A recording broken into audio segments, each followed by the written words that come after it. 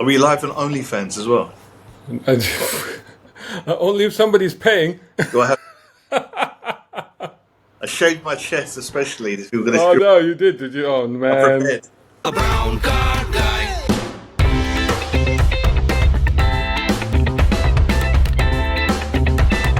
Brown car guy. Welcome everybody to another session, another therapy session, quite frankly, for Brown Car Guy with Sy again of the Drivers Union. I don't know why he's come back again after the abuse he got last time, but there he is. This is why I'm in a different location. All right. Because I had the Audi R8 Owners Club found out I lived. Well, everybody's unhappy with you. So the Aston Martin guys are unhappy with you. Yeah, they was The happy. 911 guys are unhappy with you. The Audi R8 guys are unhappy with you. Who do you want to upset this time? What do you got to be upset with? They found out where I live and they started buzzing me. They're driving past my house buzzing me. Right.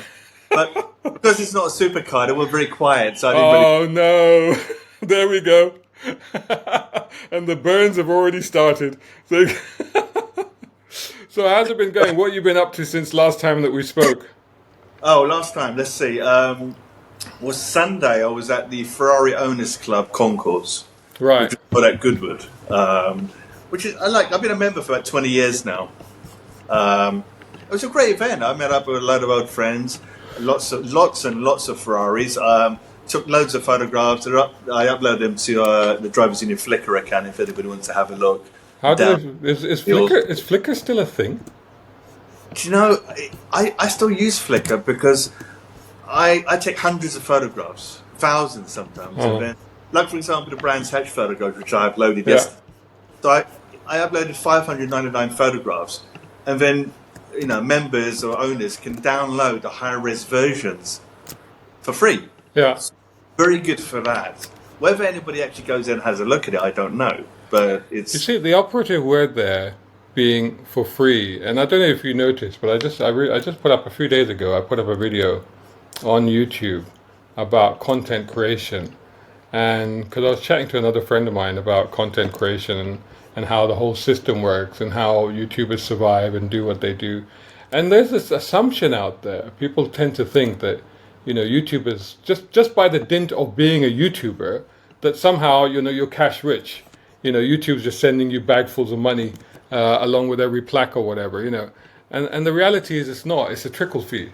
And unless if people enjoy your content, and if people, because at the end of the day, like you do, like you should go out and you carry these heavy camera gear around with you, and you shoot all these cars and all these photos at all these events, and it's not paid work. It's free work that you're doing, and at the end of the day, people can either, even if people just appreciate you by, liking and engaging with the content, because I say to people say to me sometimes like, I love your content, but you haven't been posting for a while. And I'm like, dude, I post every single day.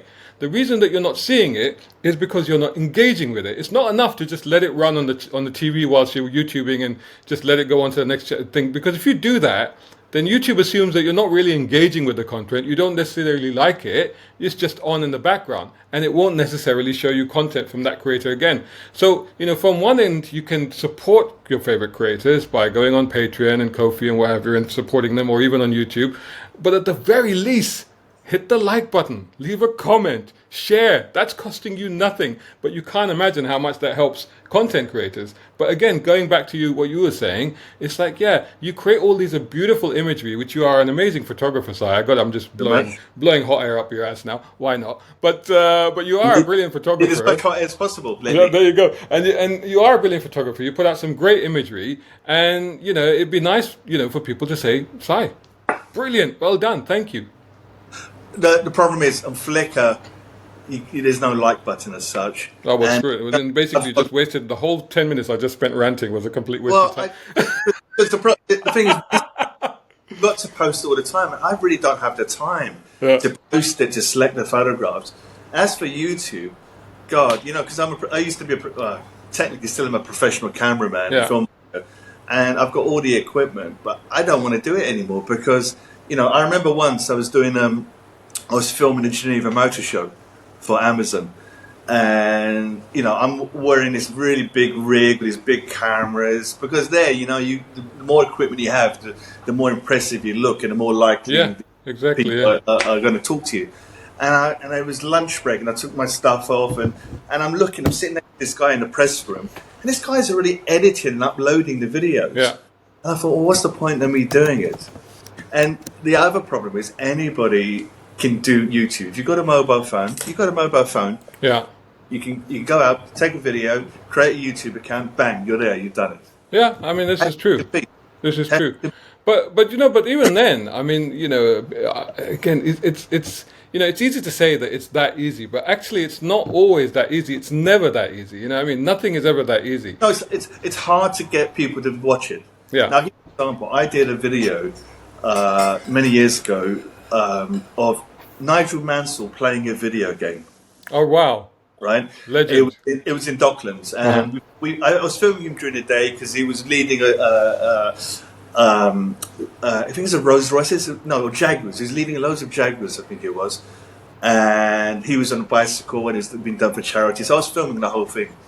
And I filmed him playing a video game, and I uploaded it. And I got about 270,000 views, but I got £980 for it. There you go. And I thought, hang on a second. Then I looked at the stats, and most of the views are from Japan. So maybe they get paid more money for Japan. Yeah, there are some countries that get paid more. I don't know if Japan was on there, but certainly, like, for example, America, you tend to get paid more than you would for some other countries. I know another YouTuber who told me this story. He does a lot of car videos. He still does a lot of car videos. And he did a video of a dog protecting a cat against a fox. A dog protecting a cat against a fox. Okay, Yeah, right, all right.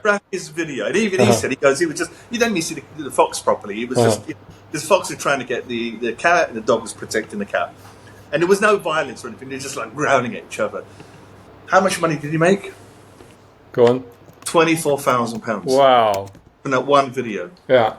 Right, we're in the wrong game. We need to be doing some, whereas if I did a documentary video of an interview with somebody, I'll be lucky if I get a couple of thousand. I should interview the local foxes. That's what I should be doing. Yeah. That might help. And animals is where it is. So now I've said, no, I'm not going to do any more filming because it's hard work. Camera work. It is very hard work, and that's the point. But I mean, again, so let's go back to the Goodwood thing, because you were saying. Oh, by the way, try to center yourself in the screen a little bit so that viewers can see your beautiful visage.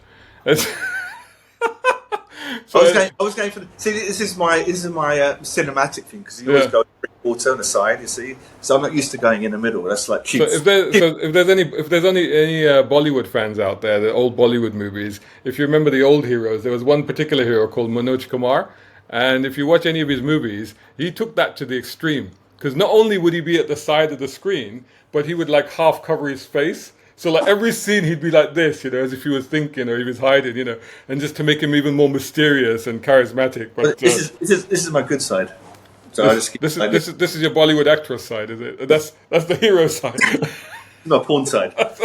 That's the only fan side. This is my radio side. Yeah. But anyway, Ferraris are Goodwood. The Ferraris, if you get a chance, I don't know whether it's open to the public, but if you have a Ferrari, you could drive in for free. I've been a member for 20 years, as I said, and it was great. It was lots of Ferraris. I had a Concours. The only thing that I was a little bit disappointed with, and I do not blame the Ferrari Owners Club for this, because it's happened lots of events. There was none of the very old special cars, the very rare cars, because they're now owned by collectors, and the collectors have them hidden away because they're worth 20-30 million pounds. Yeah. Even the guys who've got the normal Ferraris, the 308s have gone to, they're now £95,000-100,000. They sort of keep them in the garage. They don't want to bring them out. So there was a lack of those kind of cars. And I think that's really happening everywhere now. I've always, I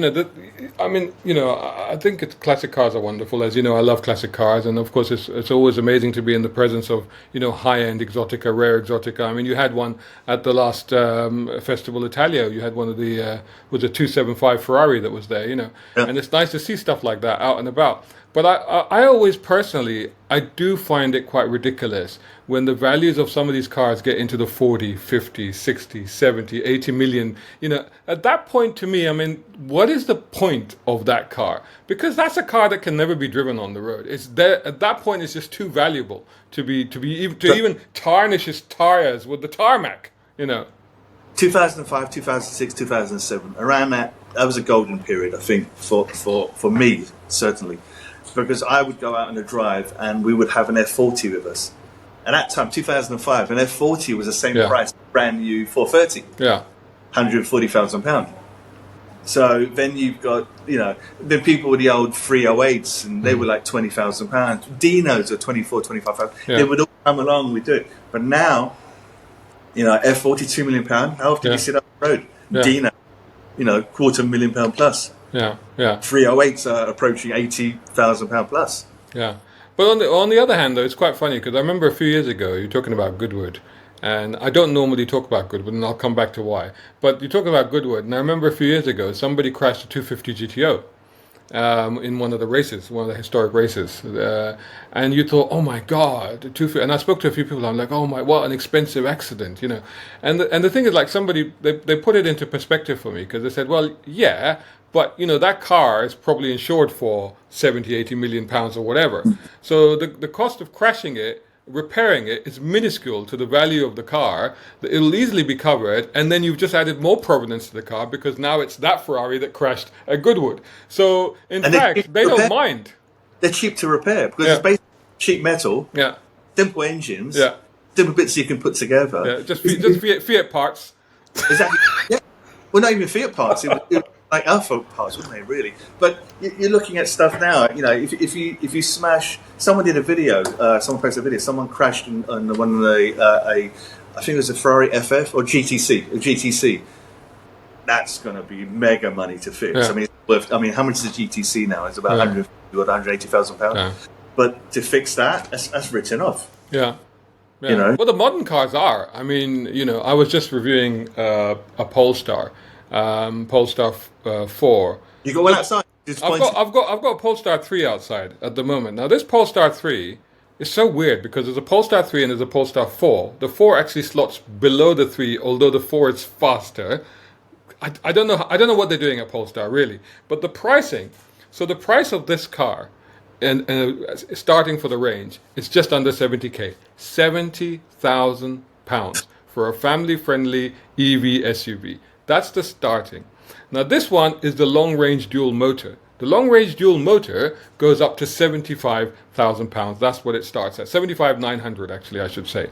This car, this test car that they've sent me, hasn't even got all the kit. It's got no. Listen. Hasn't even got all the kit, right? It's got pilot pack, it's got plus pack, and one or two other things, right? 85.5 grand. 85.5 grand for a family SUV. When the heck did normal, regular, basic Polestars, a Volvo, right? When did they get so damn expensive? I mean, it's absolutely shocking. 5 grand is just the plus pack on the car, which admittedly includes a 1600 watt Bowers and Wilkins stereo system, but even then, and it doesn't even have the performance pack, which is actually another optional extra. So, oh my God. Do you know, I'd go out and buy a Porsche Cayenne. Well, this is it. Well, I just saw, because a buddy of mine was checking it out, we were looking at, I think it was on Collecting Cars, and it was a 1990 Porsche 964, backdated to a 1970s style Targa. And beautifully done. Blue with tan leather interior. Really, really gorgeous car. And I think that one just went for 75k. And you go, right, 75k for that, or 75k for a brand new wannabe Volvo. Yeah, you're going to go for the Porsche and leave the family at home. We're getting old. That's what it is. You know, we're just, you know, like I said before, you know, give it another 10, 20 years, and we'll be like the smokers standing outside buildings, you know, chugging away. We'll be like and our little, you know, gas guzzlers, and people pointing at us and saying, "Oh, it's this guy." Look, polluting everything. Yeah. You should have an electric. Well, this is it. I mean, as the guy with the supercar club, the biggest. I think we established the biggest, nearly the. Well, I think we can get away with saying the biggest multi-mark supercar club in the UK, right? Yeah. And the fact is, they're all supercar owners. Now, supercars have just they've been clamped down. We spoke about this last time. They've been clamped down on London. They're starting to. I feel there's this kind of propaganda starting to happen against supercars. Trying to turn people off supercars. I mean, how do you and your members feel about that? I mean, that's just you feel picked upon. No, I don't. We don't feel picked upon. That's a very good question. Actually, I'm not sure how to answer that. I mean, firstly, everyone hates driving into central London. Yeah. Well, that's a no-no now, anyway. I drove. Yeah, I drove in central London on I think it was Wednesday, but I took my Cayenne. I just didn't want to take the Ferrari in because it's stuck in traffic and the gearbox is always sticky and stuff like that on an F1 box. I think we are slowly getting there to becoming persecuted because It not only because we are driving petrol cars, but also because it's a symbol of wealth. Yeah. And you automatically think, if someone's been laid off, someone's working really hard and hasn't got money to pay for the bills or food and the kids, and then you see somebody driving around in a very expensive car, then I think that is what's going to happen. And I think but having said that, Sy, as the point I was just making, I mean, these 85 grand. That used to be supercar money not long ago, right? Yeah. So now we're not even talking supercars. We're talking anything brand new, biggish looking with 20-inch rims on it. That's already an in-your-face car, isn't it? We've got a few people joining us. So Chrysalis, hello. He says, Aston, he's so happy. Sy's picks are amazing. There you go. Thank you very much. Minotaur Myth, Chaz here. He's waving. Oh, F355 thing that he has. Ibrahim is saying, don't forget to like the video, folks. Thank you, Ibrahim. Is it a pink 355? That's what I think it is. Yeah, I think it is a pink 355. Pink 355, I don't know which Shaz it is. Yeah, so that's him. And who we got? We got Adam joining us. Good afternoon, you two handsome fellas. I like Adam, whoever that is. I like Adam already. Adam, I know he's got eye problems. He doesn't. Right. He's waiting now. It's blurry for him. That didn't last long for the ego, did it? Ibrahim, okay, I'll come back to that question in a minute. Play says, smash that, Polestars are Geelys. Yeah, Polestars are Geelys, or so is Volvo's, because Polestar was an offshoot of Volvo. Volvo is owned by Geely, so yeah. But then so is Lotus, and so is the London Taxi Company, the London Electric Vehicle Company. Ibrahim is asking us, will either of you be at Hampton Concours? I will be there all day Friday and all day Saturday because I'll be taking probably 2,000 photographs. Wow! For because I do the books. So with London, because London Concours and Hampton Palace are partners of Drivers Union. So at London Concours I took 3,500 photographs. And you just went over that really quickly, but just worth emphasizing: Drivers Union is partners with two of the most amazing concours shows in the Southeast. That's fantastic. And Brands Hatch. Yeah, and Brands Hatch. Yeah, of course. Yeah. Brands Hatch. Yeah. So actually, next weekend, Sunday, we are at Brands Hatch. We're celebrating Brands Britannia. We're going to take about 50 British sports cars, spoopy cars, and classic cars there. We're going to do the demo runs and everything. We take up a lot of the area, so we do free shows with them, and they give us free tickets. They really look after us, and they're really lovely people. I'm doing a book about that as well, for all the photographs I've taken. Then the following week, Hampton Court Palace, a fantastic event. So those people who don't know, because people get confused with Hampton Court Palace and Blenheim Palace, because there's two events. Well, and they kind of overlap at the same time, and that's the thing. What I will say to everybody, being impartial, not being a partner of either, but being impartial, don't bother with Blenheim Palace, just go to Hampton Court. That's my view. I've been to both of them, and that's what I think. Blenheim Palace. I'll tell you something about Blenheim Palace. What they're doing now, they've introduced a new thing, which is a £75 ticket. So you can go on a Wednesday. £75 ticket? Which is, normally it's £350. Where you go with my God. So for £75, you can go, and Wednesday and Thursday is a great event because it is a concours event on those days. How much are the tickets at Hampton Court? Oh, Hampton Court's a lot cheaper. I'm not sure. I mean, I'm going there because we're going there as a club. Yeah. So I'm so on the Friday we're taking 30 cars and we park up inside the event itself. Yeah. It's lovely. We get there early in the morning, spend the whole day. They're fantastic. On the Saturday and Friday, I think is always a better day, the best day, because that's when the Concours cars drive in the morning. Really good. You see them all moving about. And the event, and this is key. I'm just sorry to interrupt you, but I think that is key. The Hampton Core is a place where you do actually see the cars start up and move, because they also go up to the main podium. The lake in the middle. They also go up there, and then you can hear them, you can smell them, it's brilliant. But to be fair, the same thing happens at Salon Prive as well. They do move the cars around. But at Hampton Court, I think you actually see them driving in from outside. And you have 70 very, very rare cars. So we park our cars in the gardens themselves. So we have 30 cars. On the Saturday, we have 3 cars from our club, from our concours, the top 3 winners of our concours that you were at, that you were one of the judges. They're going to be in a club trophy. So I'm there taking photographs of them, seeing what they do, how they do it, and everything. And then on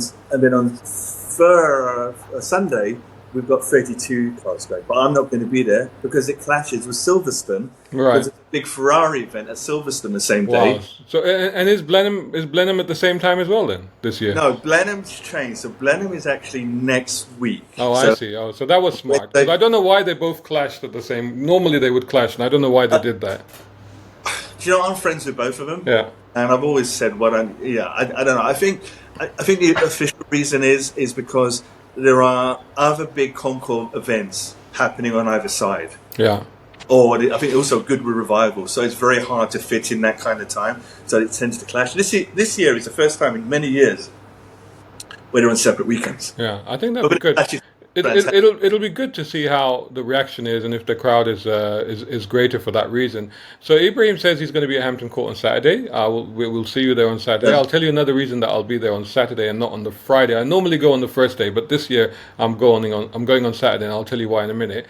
And he says that he paid £55 for his Blenheim Palace Supercars on Sunday and the Rustival on Saturday. He paid £55 for the ticket. And this is the other problem, is the price of tickets of these things. I remember a few years ago, I put up a live post from hello to E30 Bob, who's watching us on Instagram. So I put up a live video from the Silverstone Classic, and I said, come down guys, it's great, you can see all these cars, And then immediately I had some messages from some of the viewers, and they were like, dude, it's too expensive, because they were like, price of the ticket, price of getting there, price of parking, price of eating, multiply that by a family of 2 or 3 or 4 or whatever, and suddenly you're looking at maybe several £100. And I guess that, we are privileged and honored that I always go with press passes, so I get press tickets, so I never end up paying. But when you think of it from that point of view, then you realize it is a costly outlay for a lot of people. Yeah. See, I do get people once, say to me, it's really expensive for the tickets, it's this and that. What you have to understand is, and I understand because I've been an organizer as well, the problem is if you want to go to a particular venue, it's going to cost money. So, for example, Hampton Court Palace, the organisers of the Concours of Eloquence have to pay Hampton Court Palace to do that. Then you've got a lot of support. You need security, you need people to help in the marshalling. You've got the admin, and it's a lot. I mean, things like London Concours, especially. I'm surprised they actually even make a profit. Yeah, it is very, very expensive. Yeah, and the costs rise every year. It is getting more and more expensive. But I'm not going to blame the organisers. It's the venues. It's just the rising costs. It's just the rising costs. And the associated costs. And if you have an event that's very, very, very successful, then obviously the venue is going to turn around and say, they must be making lots of money. They're going to think, it's very expensive. So let's up the price. So what they're going to do? The organisers are going to go somewhere else. Yeah. So in a previous life in Dubai, we started a very small meet while I was still at Car Magazine. I was still editor of Car Magazine, and we started the sort of just cars and coffee or cars and burgers type meet. We started with like 25 cars at Fat Burgers on Jumeirah Beach Road. And after Car Middle East, Motoring Middle East, we continued them. We moved to a venue just near Burj Khalifa. And they grew and they grew and they grew. We took up space at Festival City. And one year we had And I don't know what happened that year, because we'd booked a certain space with Festival City, and then the amount of interest we saw that we were getting on Facebook, because for some reason it started to go viral across the UAE, and we thought, okay, that's not going to be enough. So we asked Festival City for another space. They gave us a space. I went down there. I counted space. I went down there personally and counted potential for 700 to 800 car parking spaces. And I thought, that'll be fine. That's okay. We're sorted. On the day, we basically blocked out the entire area. There was a traffic jam all around Festival City. It was the biggest car meet that the Dubai had ever seen till that point. It was estimated that over 1,100 cars turned up that day. And how much? Sorry? How much was the entry? Well, this is it. It was free. That event was free, because all our events up to that point had been free. Because the reason we had created the events was just a social gathering. It was just because we wanted to meet other car people, and we wanted to do that. So we did that, and then this thing just snowballed and went crazy. So we freaked out, because this is the Middle East. If you mess up, if anybody has an accident or a kid gets hurt or something like that, we're in trouble. So we freaked out. Fortunately, the Dubai police are beautiful. I mean, just a big shout out to the Dubai police. A lot of them are car guys. They are a lot of them were actually our friends. So a couple of them were friends. And even the CID turned up, and we thought, okay, that's it. We're going to get arrested. But no, they mucked in. They helped. They were fabulous. But the dangers are there. So like you say, so the next one that we did after that is we did it properly. So we had 30 marshals, we had security, we had fire and ambulance on standby. So we actually had to pay for them to be there for the day. We had to pay for the marshals. We paid for that. We paid for lighting. We paid for bathroom facilities, for portable toilets and stuff like that. So we paid a lot. We then, of course, had to get sponsors in, right? So at the end of the day, what actually happened? It was moderately successful. We didn't lose any money. We just kind of broke even. But it turned into such a big faff. It just turned into work. It becomes a headache. Yeah. It was work, And at the end of it, me and Imtishan, my business partner, and buddy, we sat down and we said, did we enjoy that? And we went, no, we didn't. We didn't enjoy that. We hated every minute of it, And the whole idea of the meets was that we would meet car people and have fun and just have a laugh. And it wasn't a laugh anymore. So we stopped. And we literally, that was it. That was the last one we ever did. And a victim of their own success, those meets. But, it was good to see that other people carried. Now I think there's an organization there called Flat 12. And they do fantastic meets in Mumza Park and places like that. And it's nice to sort of have that legacy that we kind of helped kickstart that sort of phenomenon. But nonetheless, I completely understand is that if an event is successful, the costs go up exponentially. And then you do get into a position where you go, okay, well, we have to charge for this. So I can completely relate to that. There was there used to be this event called Wilton House Supercars, run by, he's a lord. I used to call him Lord Veyron, because he had Lord Veyron. Well, he had a Bugatti Veyron. Fair enough. And it's such a nice... You know what? No, I hated him because, you know what? He was young, really handsome, and a lord. And he owned Wilton Manor. Literally like a gazillion acres. And he was a really nice guy. He's still a really nice guy. He's still got a Veyron? I think he's got a bigger car collection now. Yeah, it's probably got what's the one after the Veyron? It's got Chiron or whatever. It's got one of those. No, I think he had a 288. I don't know. Nice. But he organised a meet at Wilton House. So we used to go there. A few of us used to go there, and it got bigger and bigger. And then they introduced a hill climb and a track day in the morning before the actual event, and it was all done for a charity as well. So he wasn't even making money. It's all done for charity. And then it reached a stage where it got bigger and bigger and bigger. And it was just too much headache, I think. Yeah. Too much. And I remember talking to one of the organisers after, and he said it costs us. Yeah. They ran away because you get to a stage where it has to be better than last year. Yeah. And what do you do? Yeah. It's going to be bigger, and then you've got more cars and more marshals, and it became victim of his own success. Victim of his own success, exactly. Yeah. But it was a lovely meet. Fantastic cars that were going there. So similarly to events that aren't happening, because Ibrahim is asking, do either of you know if the London Classic Car Show is on Olympia? No, I think that's been canned, isn't it? It's done, isn't it? Yeah, is that the one that used to be at Excel first? It was at Olympia, then it moved to a park just after the COVID days, and then I think it moved back and forth for a bit, and then it just disappeared. I think the organizer of that actually moved, I can't remember his name, but I think he moved to Qatar or something. Well, the first time they did it at Excel, it was really good because they had an indoor track. And it was really that's right. good. Yeah. But what happened was every year it got smaller and smaller. So the first year was the best one. Yeah. In fact, they were next year they had about 5 or 4 whatever balls, massive, and then it just got smaller and then smaller. Because then they're relying on people, on businesses to advertise, to come along and have stands. Yeah. And these days, people don't want to have stands. They don't want to pay for stands.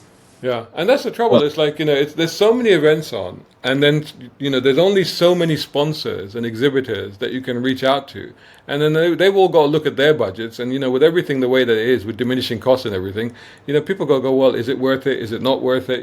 There's another event that I'm involved with I won't mention right now. But again, I mean, the last year that they did it, they had 3 great years, and then the last year it just went flat. And you could see why it went flat, because they got too ambitious too quickly.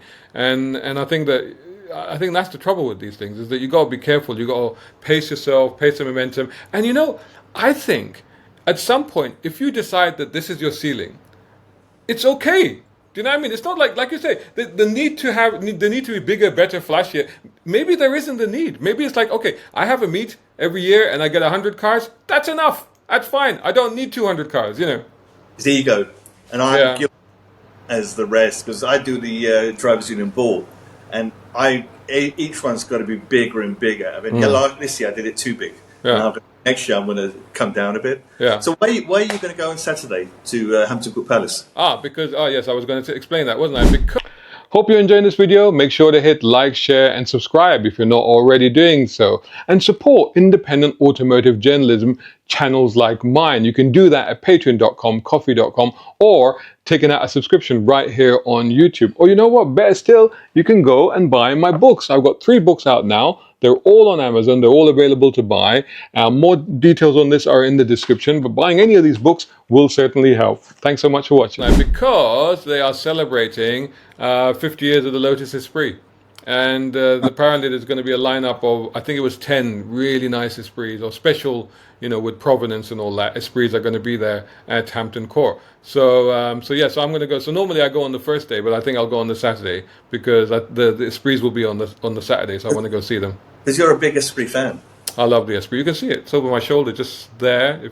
People that are watching this rather than listening to it, I'm actually pointing to a shelf behind me, and on top of the shelf are 2 cars. On the top of that shelf are 3 things that are mobility things, which I probably love more than anything else in the world. One is a white Lotus Esprit from the Bond movie, Starship Enterprise, and then the other well, as you spotted, the other thing is the Starship Enterprise from Star Trek, and then the third thing up there is the 1968 fastback Mustang. Yeah, live long and prosper, from Bullitt. So you got the Bullitt Mustang, the Lotus Esprit, and the Starship Enterprise is up there.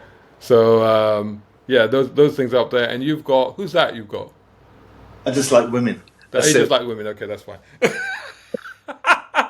So for those that are watching this... This is not my place. It's a very good friend of mine's place. Yeah, right. So for those that are watching this, he's got a poster of a lady behind him. For those that cannot see this, visualize a naked lady. See, this is why you've missed out. If you weren't watching this live on YouTube or Instagram, you missed out, because it's just a big picture of a naked lady right over his left shoulder. They'll never know. So we're talking about Lotus Esprit. Have you driven Lotus Esprit? Yeah, I have. I went in 1990, very early on in my career. I visited the Lotus factory, and that's when the Elan had come out. The modern Elan had come out. So I went down there. I was writing an article for, I think it was Arab News or Saudi Gazette. And I went down there and I got to drive the Elan and I got to drive the Esprit. So this was like I think the Peter Stevens era Esprit there at the Lotus test track, at the boomerang track that they got around the back of the factory. And it was absolutely fantastic. It was the memory of that drive is still, like, I've driven so many things, I've done so many things, but the memory of that is still burned into my head. And then years and years and years later, I did a review of a V8 Esprit in Dubai. Belonging to a friend of mine over there. He sold it, he moved away, then he came back, then he bought a Jensen Interceptor and a TVR. But but he had a Lotus Esprit V8, and we took that for a drive. And if you watch the video, I can barely get the words out at the beginning of the video, because I am a kid in a toy shop. I've just lost it. I've lost the ability to speak. I love the Lotus Esprit. I've always loved it. Spire loved me, and all the other Bond films following, and I like the Mark III. So I'd driven two. The first one I drove, I couldn't actually drive because my legs, my thighs were stuck to the steering wheel, and I couldn't move the steering wheel. So I don't know what happened there. Then I drove a V8 turbo, and I was a bit disappointed. It didn't feel. I don't know. I just remember it was about 20 years ago.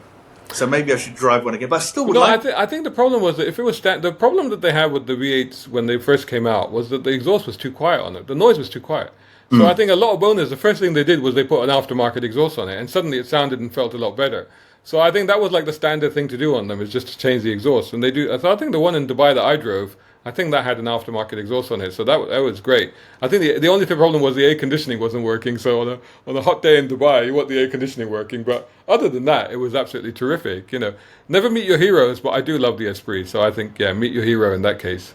Because talking about noise and sound, it's something interesting came up, just changing the subject. Right? That's why I was on the phone just now. Have you ever heard of musical roads? Yes. Yeah? And they've just introduced it in Dubai, actually. They've got it in Hungary, and I saw a video. It's I don't know if you can hear it on here. There you can hear it. So it's a car. It's going on. There you So go. to those people that are, I don't know if you can't hear that. Just. Can you hear it? Yeah, just about. So for those people who are listening rather than watching, Sy was just showing us a video. These are basically roads where they have painted these strips on the motorway on one side. So if you put one of your wheels on that as you're driving along, I guess if you do the right speed according to the tempo, which I guess would be the highlighted limited speed on the motorway, then you basically end up with music. That's what you get. And you know what? If our mayor Khan is listening, he'll be thinking, it's a great way to make revenue. Let's down Sloane Street. Let's put it down the whole street. So we'll rent it out. So you can have, driving down, you have a theme tune of some Chanel or whatever. Well, first of all, yeah, of course he listens to the Brown Car Guy podcast. Yes, I'm sure he does. and secondly, we're like that, And secondly, there is nowhere in London that you could get a car up to a speed where you would actually be able to get some music out of the road. Literally, you take the damn Finchley Road. I mean, have you been to Finchley Road? It's got 3 lanes on each side, 20 miles per hour limit. What the heck is that about? These 20 miles per hour limits have done my head in, I swear to God. Going back Finchley Road in 1992. I was driving down it in the 90s. I nearly ran over and killed Liam Gallagher from Oasis. Oh, man. Well, how there would have been a split in the space-time continuum if you had done that. I'm driving and I see him, he's about to cross, and I can see him, and I'm like thinking, that's Liam Gallagher. Yeah. And literally, I missed him by about half a foot. So you're the reason they put the speed limit down to 20 miles per hour. That was the 90s. But you can't have...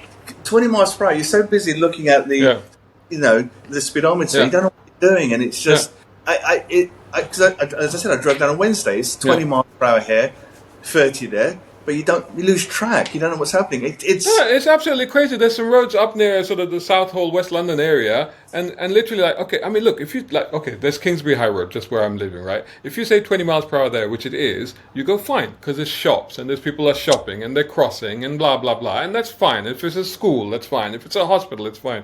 I'm driving along West London near Southall, there's a tree-lined road. It's a tree-lined road. There's no shops. There's no nothing. There shouldn't be anybody there. And the whole thing is set at 20 miles per hour. And at 20 miles per hour on a road like that, you literally feel like you get out and walk faster than the car you're driving. It's absurd. Yeah, you know what? It's just going to get worse. It's going to pedestrianize the whole thing. Well, they were talking about 10 miles per hour, remember, at some point. It's like, where does it end? 10 miles per hour. 10 miles. There was some talk. I hope it was a joke, but there was some talk. But the reality, they say at 30 miles per hour, if you hit a pedestrian, you could kill them. If you're 20 miles per hour, etc., 10 miles, etc. Look, the reality is, if you hit somebody at 20 miles per hour, you'll still kill them. The reality is, you shouldn't be hitting anyone because pedestrians should not be in the road. Have we all forgotten our green cost code? Come on. I think if you want to stop any casualties at all, just ban cars from the whole of the UK. Ban cars from the whole UK, and nobody goes anywhere. No, and we don't. This is the other thing. This is the other thing that people don't realize is that when car is made public enemy number one, what they seem to forget is that for the last 130 years or so, the car has advanced human capacity in every possible way, whether it's commercial, social, leisure, emergencies, taking people to education, taking people for jobs, taking people... In every possible way, the car has served us brilliantly over the last more than a century. So to suddenly turn it into a public enemy number one, I'm sorry, but no. Stop talking sense. Stop talking sense, exactly. This is not the right place to be talking sense. Yeah, damn right. What am I thinking? What is wrong with me, right? But that's bonkers. I mean, the reality is, we got to put these things into perspective. And I think the trouble is the complete and total lack of common sense in the world right now. When you look at these things, sometimes it's just common. You look at it, like I said, I'm not against 20 miles per hour limits where they make sense. But when you're on a road like that, if you're driving 2 a.m. down the road in Southall with nothing but trees on each side, you go, why is that 20 miles per hour? It doesn't make any sense. Just a little bit of common sense in so many things would make the world a better place, don't you think? I was at this event and I bumped into this chap and we started talking. I said, well, what do you do for a living? And he goes, he works for some high position in the mayor's department, whatever. So the first thing I said to him was, what about motoring? What do you think of motoring? He goes, well, motoring is actually at the bottom of their list. Yeah.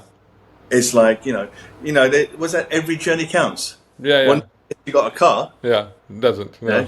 It doesn't make any... They're not interested.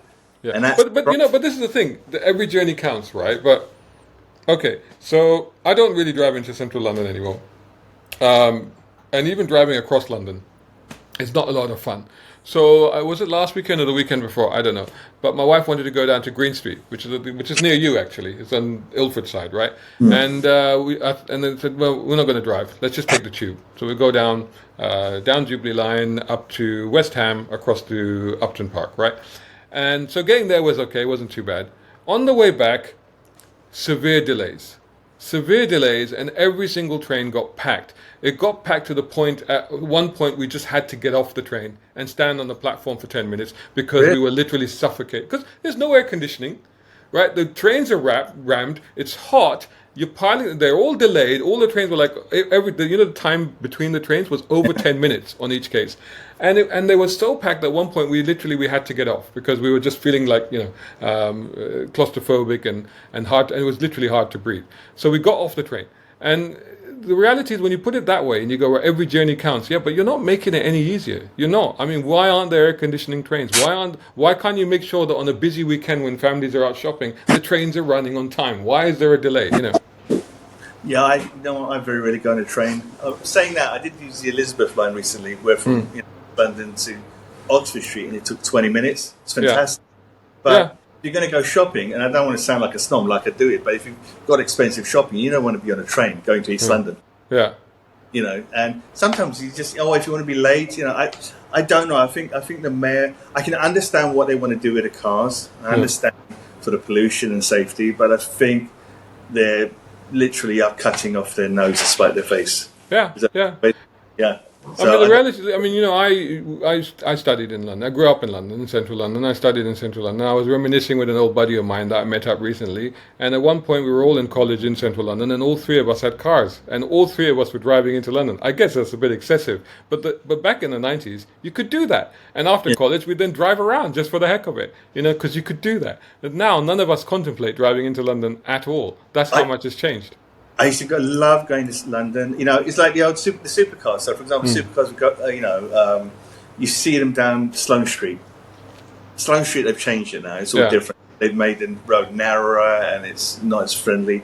So all the supercars moved over to Mayfair. I forgot the name of the road, but there's a road there. It's just not fun anymore. It's like, I'm supposed to be organising an event in October to celebrate my 20th anniversary of the first drive I ever did. Which was in central London? Which was central London in October 2005. So 20 years. And I thought I'd get like loads of Ferraris around and we'd go for a drive. But now I'm thinking we're going to get stuck in traffic. And then you'll get hit with fines for sound. sound. You'll get hate posters on the cars. I mean, honestly, it's like, what is going on? And I'm thinking there's not much point doing it. Maybe we might just meet up in a car. Maybe just meet up in one of the parks. Yeah. Have a coffee and that's it. But you can't really drive because even going through traffic lights. Yeah. 3 cars go through, and then it's a red light. Yeah. Then you got to wait, and then it's all split up. So it doesn't work anymore. So the old days of the runs, London runs, they've just died down. Yeah, yeah. And I think it's a deliberate attempt because it's not just the ULEZ and the congestion charging and everything else, but it's actually the infrastructure of the roads themselves. Because if you look at the way that they put in cycle lanes and bollards and one-way systems, I mean, they've done everything possible to frustrate the flow of traffic. You know, so it's pollution in London. Apparently, this is a weird thing. Despite the fact that cars have got cleaner, despite the fact that we've got ULEZ and congestion charging, in 2023 stats, I think it was, the pollution in London actually got worse. And you go, well, how did it get worse? It's got worse because they're deliberately bottlenecking all the traffic. They're making it actually worse. They're taking longer to get. So years ago, I decided to take a car into London. I had an electric car, so I thought, okay, let me go into London. I used to do a run from one end of London to the other because I used to work at a newspaper in West London, and I used to take it to central London to get bromides done. This is back in the day, and then take it over to the printers in East London. So I thought, let me retrace that route, right? The moment I entered London, and I did all the shortcuts and everything that I used to do, the moment I entered London, in 10 minutes I got lost. And the reason I got lost is because they've changed everything. So the shortcuts that you could take aren't there anymore. The roads that you could take have been blocked or turned into one-ways or low-traffic neighborhoods, or they put bollards in them or whatever. So they've done everything possible to then drive you onto the main arteries and then put you all into the same congestion, same load of traffic, thereby making traffic worse, thereby making pollution worse. And it seems to me that this is just not good city planning. And I was getting a ticket every month at one point. A ticket every month? Yeah, going through... I'm not supposed to go in. The car's not allowed at that time. Right. It is. Then you get the parking tickets. Yeah. Then you've got parking in central London now. Yeah. Hideously expensive. I was there the other day. It's like it cost me 40 quid to park for like 4 hours. That's crazy. You know, I think it's cheaper to get a parking ticket. You remember in the old days with the old parking meters, you could put Coke can rings in them. No, Not that I did. I never did that. I never did that. No. I know people used to look stuff, but I never. No, I was actually quite well behaved. Yeah. It's not cheaper then. You know, central London. It was cheaper then. Yeah, exactly. Go on a Sunday or after 6:30, and it's free parking. Yeah, exactly. You know, but you still got to pay the ULEZ. Yeah, ULEZ. Yeah, whatever. So it's nothing. It's not free, anyway. No. So we're just getting old and moaning. These young kids, they're just used to it now. They just think. Well, this is the other thing, and I think this is the thing when it comes back to if we come back to things like the Polestar and what have you. I mean, so I mean, I drove them around, and I'm like, okay, it's very expensive for what it is, etc., etc. But then, when my kids get in the car, they're like, wow, look at the tech in here. Look at the stereo. Look at the, you know what I mean? So to them, they're like, wow, this is really cool. So it's a whole, so it is a generational thing. And I mean. You failed as a parent. Failed as a parent. I have failed as a parent anyway because my kids don't drive, which is terrible. You failed as a parent. So if you're driving a Polestar, does that make you a pole dancer? Oh, shall I put that in the review? You should do. I just... but you remember that Polestar was actually the sporting up. So it was like the AMG is to Mercedes or M Sport is to BMW. Polestar was to Volvo. That's what Polestar used to be. Because Polestar used to run their racing teams in the BTCC, etc., etc. And so they turned it into electric. It's like the Mustang. Yeah, and now they've turned it into electric brand, yeah. And Mustang, there's the Mustang. There's Ford are doing these incredible things because they got the Mustang Mach-E, which is the electric Mustang. But that is almost forgivable, and it's actually not a bad car. But it's forgivable because you still get a V8 Mustang, so that's cool. Well, hang on. But then they did it with the Capri, and the Capri I think is universally despised because you can't take such a fabled and famous car name as the Capri and give everybody a bland electric SUV and expect people to accept it. But a Mach-E is just... It's not a Mustang. A Mustang is a 2-door coupe sports car. Yeah. That's a hideous piece of shit. Yeah. The Mach-E. Put it bluntly. I mean, I'd like to have been at the meeting, at Ford HQ. Yeah. Mustang. Yeah, it's cool. Yeah, we make it a 4-door. we'll make it big and square and boxy, and that's going to be the Mustang. Yeah. And no one turned around and said, sorry, look at the heritage. Sorry, what do you mean? Yeah. John Wick is not going to drive that. Yeah. Yeah. But then they did it again. They did it again with the Capri. I think, yeah, it's probably those people that are probably designing behind it probably don't even have driving licenses.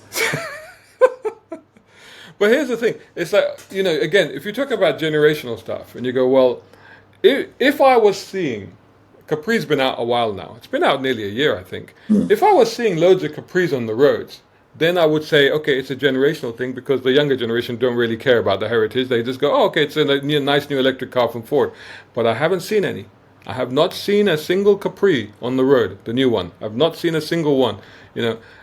Conversely, I have seen, other electric cars. What I'm seeing a lot of is these new Chinese brands, Jayco and Omado. I don't know, Omado. I've actually reviewed them, and I can't remember the name. I reviewed them at the SMT Day a few years ago. But I'm seeing more and more of those. They must be doing some crazy deals because I'm seeing a lot of people buying those cars. But I haven't seen a single brand new Capri anywhere on the road. Do I see a lot of these electric cars, a lot of Chinese ones. Yeah, Chinese. These are Chinese, yeah. Chinese, and I see the back of them, and I don't know what they are. Yeah. They don't have any logos on them. Yeah. So I don't know. I can't tell the difference between a lot of these cars now. They all sort of morph into one generic. And also there's this trend now, which is really annoying for car people like us, and I guess for kids as well that like to do car spotting, is that manufacturers are not putting badges on cars anymore. So even if you take the Polestar, right, you're expected to just know that that's a 3 or it's a 4 or it's a whatever. There's no there's no badging on there that tells you what it is. Yes, there's a Polestar badge, but that's it. So how are you supposed to know which one it actually is? That's and with a lot of these modern cars, which, like you say, are getting so harder and harder to discern the difference between them, unless if they just take the badging and the name off it as well, it's like, how are you supposed to know what that is? If I paid for the top of the range Polestar, I want to have that badging on there to tell everybody I had bought the top of the range Polestar. Yeah. It's like my Cayenne. The previous owner took off the bit at the bottom. So people don't know that it's the bottom of the range Cayenne. Yeah, but that was debadging as in the old days. When you had if you had a 318 and you take that badge off and just put an M badge somewhere on it instead. Yeah, I don't want to take the Cayenne badge off. Yeah. Otherwise, people think it's a Macan. Yeah. I don't want people to think I'm a Macan because it's a bit small. Yeah, exactly. You should drive a the Macan's a bit small. I'm on the Cayenne. Yeah. I'm a bit of a badge snob, as you could probably tell. Yeah, but you know what? That's the Desi in you, though, isn't it? That is, because at the end of the day, it's like, oh, you need to have a Mercedes, because we need to show all the Khandan that we have a Mercedes. Therefore, we made it. That's what it's all about, right? And you had an S-Class as well, didn't you? It's horrible. Worst car ever. The GCSEs just happened now, so people, so my sister was saying, our relation just texted me saying his son's got X number of first A's or 9s or 10s or is right, and that's what it is. It's a very big. Oh, look what I've got. Yeah, exactly. But with human nature, we do want to show. Yeah. But then that's part of it. But this is something I think that manufacturers are missing a trick on, because as cars are just getting samey and looking the same and sounding the same. Well, they don't sound like anything anymore, and the badging is not even there. So at one point, like, how are you going to be able to discern between the hierarchy of who's got a really good car? If your local residential street has just got a line of anonymous looking Chinese electric EVs, then how do you stand out from the crowd?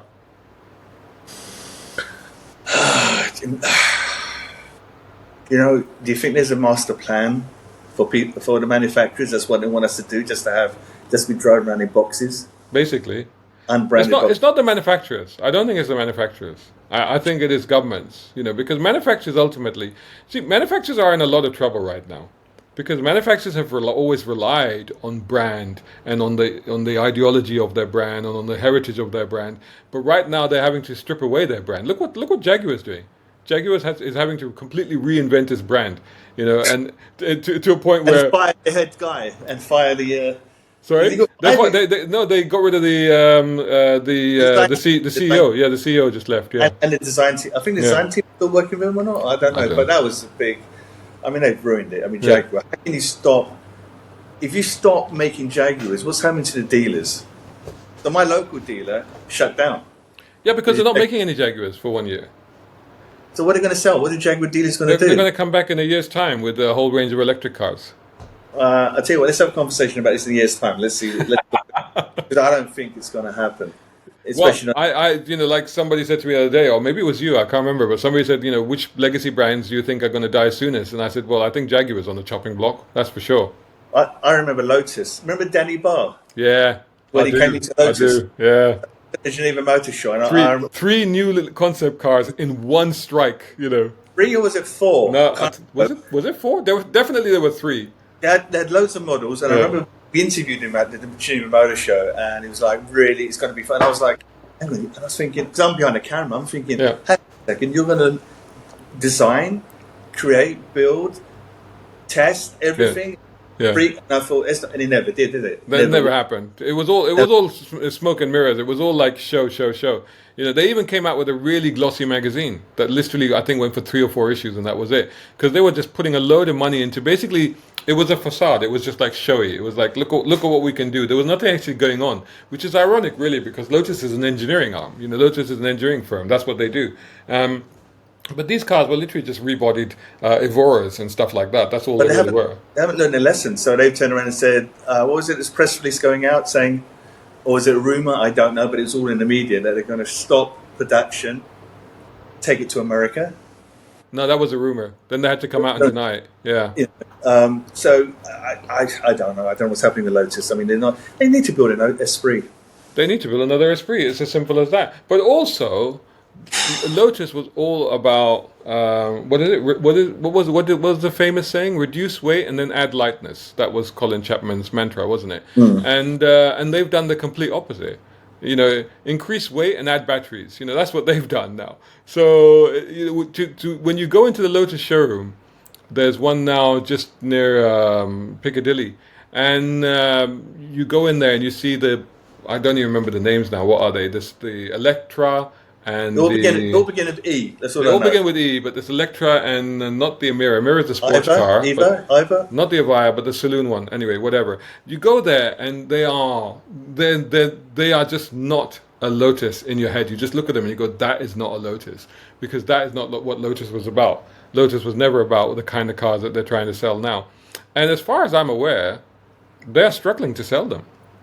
They're struggling to sell them because I think that, and this is the trouble. You can't, it's the same trouble that I have as a YouTuber. If I create videos, I have to be mindful of what my audience is already expecting from me in order to consume those videos. And car companies have to remember the same thing. They have a ready customer base. They have to service that base in order to meet their expectations. Not just decide, oh, you know what? We're going to abandon years of building lightweight, fun, exciting, visceral sports cars and go and build lumpy EVs instead. Because that's what our customers want. Well, they don't, because they can get that elsewhere. They can get that elsewhere. What they come to you for is sporty drives. And I think that's where they missed the boat. But is the market still there for sporty cars? I think there will always be a market there for sporty cars. It won't be huge though. It won't be huge, but it'll always be there. Have you come across a Longbow? A what? The Longbow. It's an electric sports car. No. I'll send you a link to it later. I think it's called Longbow. Very attractive looking car, 2-seater. They're going to try and bring it under 995 kilograms with electric batteries. Yeah. Motor. Yeah, there's a company here. Maybe it's the same car we're thinking about. I don't know, but there's a company here that's coming up with a new type of battery that allows them to do something very similar. Quick charging, low weight. It goes back to the conversation we were having before, where a lot of companies at the moment are converting classic cars to electric. And whilst that's good and it's a good idea, because especially if it's a car that's being restored and the engine was dead anyway, so that makes perfect sense. You're trying to future-proof the car, which is great. But part of me feels that it might be too early, because battery tech is still evolving.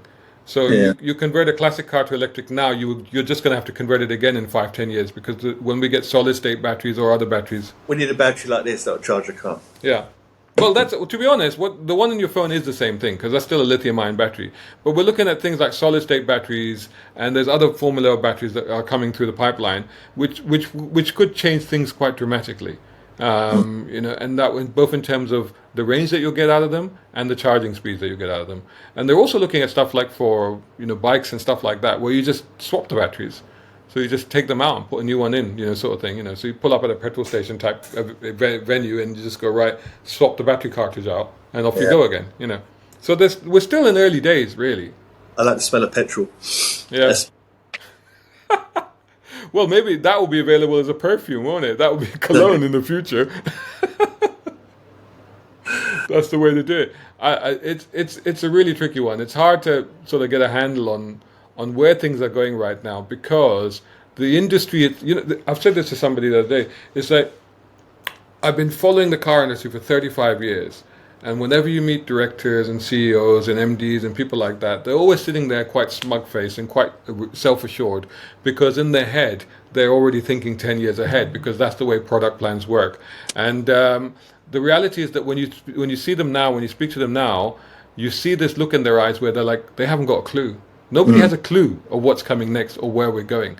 And I think this will be interesting. And this will probably be, food for discussion for future podcasts, I'm sure. Where is the industry going? What's happening to it? Does anybody really know? Yeah. Anyway, I hope everybody has enjoyed our second, I think I've done it. This is probably the third Brown Car Guy therapy session, but the second one with Sy. So thank you once again for joining me today, Sy. And thank you all the people that joined us and watched us. Leave your comments, suggestions, whatever. I will, of course, this was a live stream, but I will, of course, download this and re-upload it in better quality onto the main channel as well as a permanent podcast. And hopefully we'll try and do this again next week. Lovely. Thanks a lot. Take care, everyone. See you all. Bye. Shout out time, guys. Thank you so much. Hey, if you enjoy my content, why not get involved? Buy me a coffee. You can do that at either of these links. Or if you're watching on YouTube, buy me a thanks or take out a membership. It all helps. It really does.